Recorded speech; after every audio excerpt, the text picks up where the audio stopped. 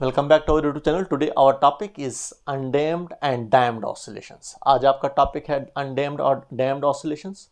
तो सबसे पहले हम अनडैम्ड ऑसिलेशंस पर जाएंगे। हम अनडैम्ड ऑसिलेशंस क्या होता है? इस सिंपल हार्मोनिक सिस्टम होता है जिसमें हमारे पास पार्टिकल जो है वो ऑसिलेट करता है विद अ कांस्टेंट एम्पलीट्यूड। एक कांस्टेंट एम्पलीट्यूड्स के साथ जब हमारे पास एक पार्टिकल ऑसिलेट करता है तो वहां पर जो ऑसिलेशन होती है उस ऑसिलेशंस को क्या कहा जाता है? अनडैम्ड ऑसिलेशन कहा जाता है। तो देखिए यहां पर मैंने वही लिखा है। सबसे पहले हमने अनडैम्ड ऑसिलेशंस को ही हमने एक्सप्लेन किया है। When a simple harmonic system oscillate with constant amplitude then the oscillations are called undamped oscillations. तो देखिए ये हमारे पास क्या है? अनडैम्ड ऑसिलेशन है। यहाँ पर देखिए हमारे पास एम्पलीट्यूड जो है वो कांस्टेंट आपको नजर आ रहा है। यहाँ पर हमारे पास एम्पलीट्यूड जो जब आपके पास जो नजर आएगा, कांस्टेंट एम्पलीट्यूड जब नजर आएगा तो यहाँ पर ये वाली जो ऑसिलेशन होती है इस ऑसिलेशन को क्या कहा जाता है? अनडैम्ड ऑसिलेशन कहा जाता है। तो ये जो हमने यहाँ पर डिस्प्लेसमेंट और टाइम के बीच में ग्राफ बनाया है, तो देखिए हमारे पास ये मीन पोजीशन होती है। तो आपको पता है एम्पलीट्यूड क्या होता है? एम्पलीट्यूड होता है maximum displacement covered by a particle from its mean position. जैसे हमारे पास हम सिंपल पेंडुलम की एग्जांपल दे देंगे हम आपको। ये मीन पोजीशन है। जब पार्टिकल मीन से एक्सट्रीम पर जाएगा तो जब ये इसकी ये मैक्सिमम डिस्प्लेसमेंट जब हमारे पास होगी पार्टिकल्स की, जब ये एक्सट्रीम पोजीशन पर पहुंचेगा तो उसको क्या कहा जाता है? मैक्सिमम डिस्प्लेसमेंट को एम्पलीट्यूड कहा जाता है। लेकिन यहां पर हमारे पास पार्टिकल जो होता है वो ये बार बार उतनी ही डिस्प्लेसमेंट कवर करता है। हर एक साइकिल्स में ये हमारे पास जो है ये बार बार उतनी ही डिस्प्लेसमेंट कवर करता है। मैक्सिमम डिस्प्लेसमेंट जो है सेम कवर करता है, जिसको क्या कहा जाता है? एम्पलीट्यूड कहा जाता है। तो मैक्सिमम डिस्प्लेसमेंट जब सेम कवर करेगा, जैसे हमारे पास बार बार मीन से एक्सट्रीम पर जाएगा और इतना ही डिस्टेंस पर हमारे पास एक्सट्रीम होगा बार बार, तो वहां पर हम ये कहेंगे कि हमारा एम्पलीट्यूड जो है वो डिक्रीज नहीं हो रहा है। तो देखिए हमारे पास यहाँ पर हमारे पास ये जब हमारे पास पार्टिकल मीन पोजीशन से कहां पर पहुंचेगा? एक्सट्रीम पोजीशन पर पहुंचेगा, तो ये हो गई मैक्सिमम डिस्प्लेसमेंट। इस मैक्सिमम डिस्प्लेसमेंट को क्या कहा जाता है? एम्पलीट्यूड कहा जाता है, जिसको हम स्मॉल ए से रिप्रेजेंट करते हैं। तो देखिए यहां पर भी देखोगे आप, यहां पर सेम आपको नजर आ रहा है। एम्पलीट्यूड जो है वो सेम आपको नजर आ रहा है। इसका मतलब हमारा एम्पलीट्यूड जो है वो डिक्रीज नहीं हो रहा है। तो जब हमारे पास एम्पलीट्यूड नहीं डिक्रीज होता है तो उस टाइप्स की ऑसिलेशंस को क्या कहा जाता है? हमें उस टाइप्स की ऑसिलेशंस को कहा जाता है अनडैम्ड ऑसिलेशन कहा जाता है। जैसे हमारे पास हम कहेंगे सिंपल में, ये हमारे पास जो है, अगर हम कहेंगे ये एक सिंपल पेंडुलम है तो ये बार बार उतनी ही डिस्प्लेसमेंट कवर करता है, हर साइकिल्स में उतनी ही डिस्प्लेसमेंट कवर करता है। इसका मतलब सेम मैक्सिमम डिस्प्लेसमेंट हो रही है।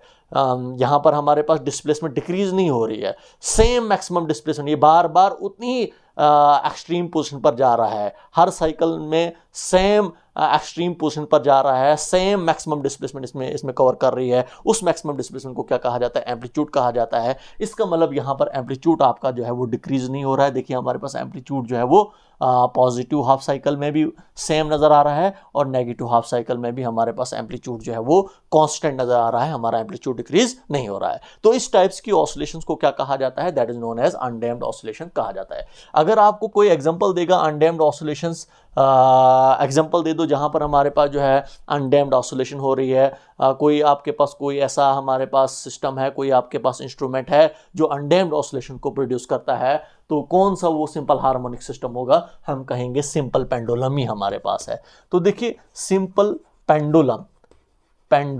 सिंपल पेंडुलम जब हमारे पास जो है ऑसिलेट करता है, किस में ऑसिलेट करता है? वैक्यूम में जब ये ऑसिलेट करेगा। तो सिंपल पेंडुलम जब हमारे पास वैक्यूम में ऑसिलेट करेगा, जैसे हमारे पास एक सिंपल पेंडुलम है, ये वैक्यूम में ऑसिलेट करेगा। वैक्यूम का मतलब हुआ एयर भी नहीं होगी। तो यहां पर जब एयर भी नहीं होगी तो यहां पर हमारे पास क्या होगा? इस केस में हमारे पास जो डिसिपेटिव फैक्टर्स होंगे, डिसिपेटिव फैक्टर्स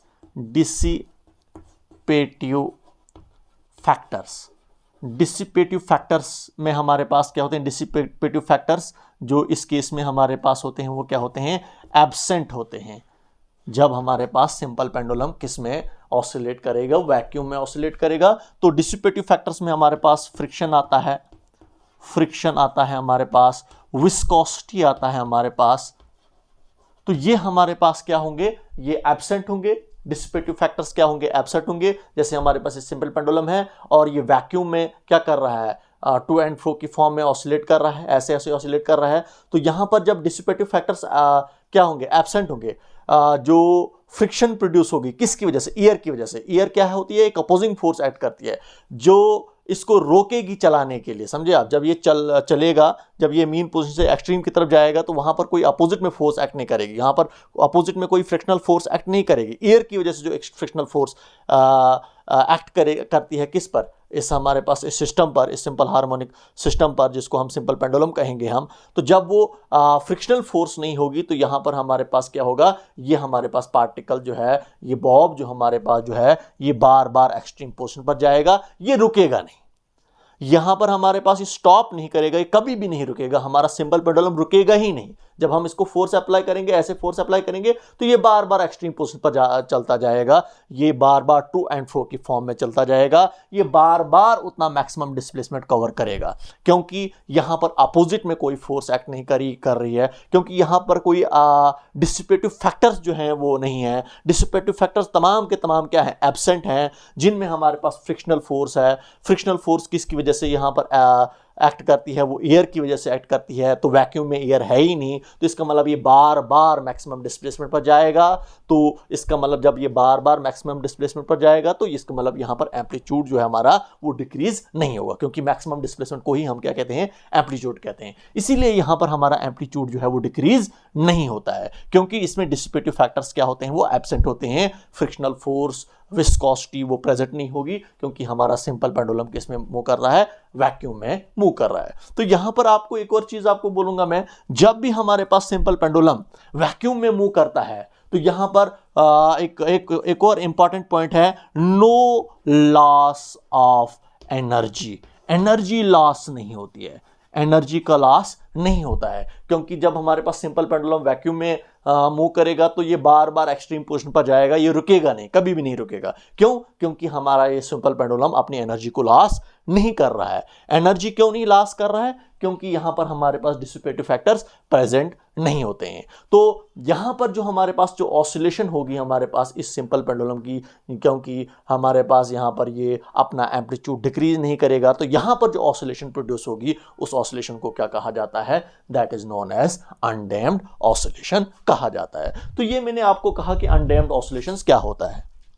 अब हमारे पास है डैम्प्ड ऑसिलेशंस। डैम्प्ड ऑसिलेशंस क्या होता है?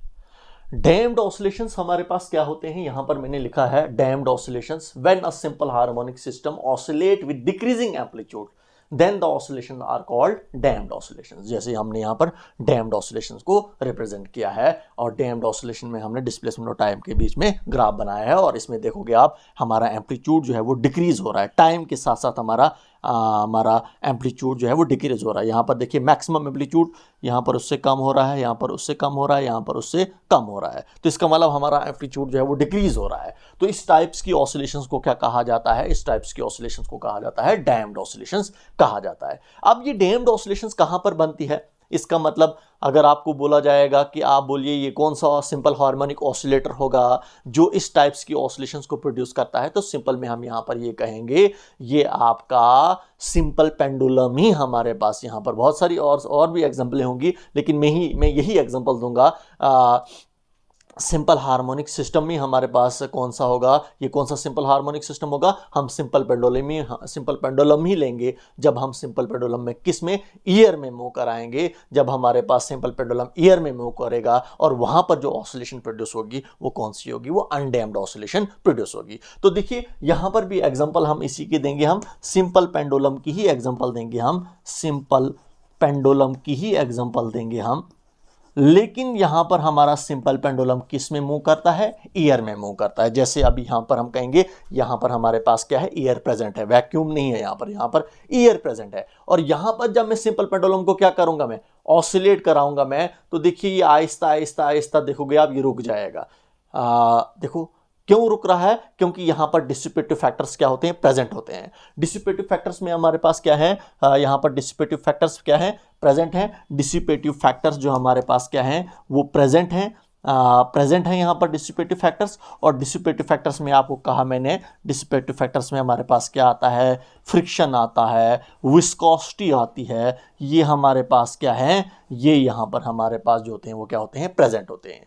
तो क्यों हमारे पास यहाँ पर हमारे पास क्या हो रहा है, ये एम्पलीट्यूड क्यों डिक्रीज हो रहा है। देखिए हमारे पास यहाँ पर हमारा ये पार्टिकल जो है, ये सिस्टम जो है, ये बार बार उस एक्सट्रीम पोजीशन पर नहीं पहुंचता है। यहाँ पर हमारे पास पहली बार हमारे पास ये मैक्सिमम डिस्प्लेसमेंट कवर करेगा, दूसरी पोजीशन पर हमारे पास वो डिस्प्लेसमेंट उस डिस्प्लेसमेंट पर नहीं जाएगा, हाँ डिस्प्लेसमेंट जो है होगी वो डिक्रीज होगी, तीसरी पोजीशन पर और डिक्रीज होगी, चौथी पोजीशन पर और डिक्रीज होगी, और आहिस्ता आहिस्ता हमारा ये जो है सिंपल पेंडुलम क्या हो जाएगा, वो डिक्रीज हो जाएगा। तो पहली पोजीशन पर हमारे पास मैक्सिमम डिस्प्लेसमेंट हो जाएगी, वहां पर मैक्सिमम डिस्प्लेसमेंट होगी तो एम्पलीट्यूड मैक्सिमम होगा, उसके बाद उससे कम डिस्प्लेसमेंट होगी तो हमारा डिस्प्लेसमेंट जब कम होगा तो इसका मतलब एम्पलीट्यूड भी कम होगा, डिस्प्लेसमेंट उसके बाद उससे और ज़्यादा कम हो जाएगी, जब डिस्प्लेसमेंट और ज़्यादा कम हो जाएगी तो एम्पलीट्यूड भी कम होता जाएगा। तो आहिस्ता आहिस्ता आहिस्ता आहिस्ता हमारे पास टाइम के साथ साथ हमारे पास आहिस्ता आहिस्ता हमारे पास फिर सिंपल पेंडुलम क्या हो जाता है, वो रुक जाता है।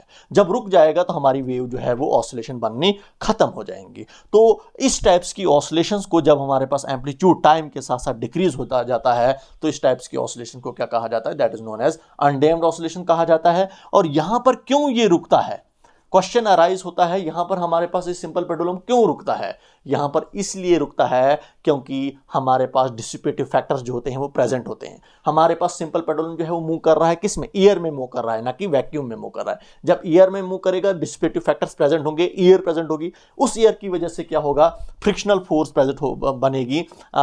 फ्रिक्शनल फोर्स जब बनेगी तो फ्रिक्शनल फोर्स क्या करती है, अपोज करती है इस सिंपल पेंडुलम्स के मोशंस को। अगर ये सिंपल पेंडुलम मूव कर रहा है तो उसको अपोज करेगी, उसके मोशंस को अपोज करेगी, तभी जाकर हमारे पास ये सिंपल पेंडुलम आहिस्ता आहिस्ता रुक जाता है। तो यहां पर हमारे पास ये डिसिपेटिव फैक्टर्स प्रेजेंट होते हैं, तभी जाकर हमारा सिंपल पेंडुलम की डिस्प्लेसमेंट कम हो जाती है। जब डिस्प्लेसमेंट कम हो जाएगी तो एम्पलीट्यूड भी कम होता जाएगा, तो तभी जाकर हमारे पास ये जो वेव जो है जो बन रही है वो आपके पास वेव कौन सी बन रही है, जो ऑसिलेशन बन रही है वो कौन सी बन रही है, वो अनडैम्प्ड ऑसिलेशन बन रही है। तो इसमें एक और इंपॉर्टेंट पॉइंट हमारे पास जो है, इसमें क्या होता है, यहां पर हमारे पास जो है, यहां पर हमारे पास क्या होती है, लॉस ऑफ एनर्जी होती है, लॉस ऑफ एनर्जी एक मेन पॉइंट हमारे पास होता है। अनडैम्प्ड ऑसिलेशन में हमारे पास क्या होता है, एनर्जी का लॉस होता है। तो जब भी हमारे पास अनडैम्प्ड ऑसिलेशन होती है तो एयर में जब हमारे पास सिंपल पेंडुलम मूव करेगा तो एनर्जी लॉस होगी। एनर्जी क्यों लॉस होगी, क्योंकि डिसिपेटिव फैक्टर्स प्रेजेंट होंगे,